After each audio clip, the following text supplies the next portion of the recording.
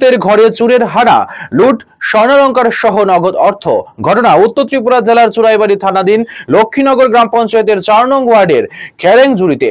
গোটা ঘটনায় খেরেংজুড়ি এলাকা জুড়ে তীব্র আতঙ্ক বিরাজ করছে।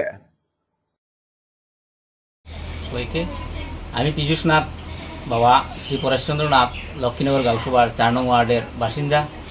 তো প্রত্যেক দিনের ন্যায় আমি গতকালকে খাওয়া দাওয়া করে আমরা প্রায় 10:30 11টার দিকে শুয়ে পড়েছি। তারপরে রাত্রে 2:30টা থেকে 2:45টার সময় বাইরে যাওয়ার জন্য উঠেছি। উঠে দেখি আমার ঘরের এই দরজা, এই কবজা, সিটকারিগুলা ভাঙ্গা এবং আমার ঘরের যে সুকেস, গডরেজ, লকার সব ভেঙে আমার যাবতীয় আমার পরিবারের সোনা রূপা, আমার ছেলের যা কিছু আছে প্লাস নগদ পয়সা সব কিছু চুরের দল নিয়ে গেছে। কেমন মানে সোনা গয়না কি ছিল?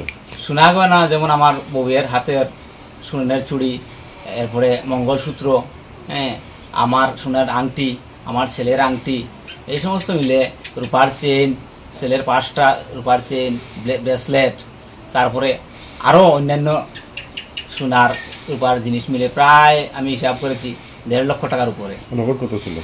নগদ আমার 30,000 টাকা ছিল। ওই মাটির ডেপা থেকেও আরো 5-7 হাজার হবে, এটাও ব্যাংকে নিয়েছে। মোটামুটি কয়টা টাকা চুরি হয়েছে? মোটামুটি আপনার 1টা থেকে 2:30টার ভিতরে ওরা, আমার অনুমান, আমি তো 2:30টা পরে ঘুম থেকে উঠেছি, তখন দেখেছি এই অবস্থা। পুলিশকে খবর দিয়েছিলেন? সাথে সাথে আমি পুলিশকে, ওসি বাবু সমরেশ দাস মহাশয়কে ফোন করি এবং উনি যথাক্রমে ওনার স্টাফ পাঠান, ওনারা এসে ইনভেস্টিগেশন করে গেছে। আপনার কি মনে হয় কতজনের এই দলটা ছিল, কি ধারণা? এটা তো আসলে আমি দেখি নাই, তবে দলটা মোটামুটি সক্রিয় ছিল।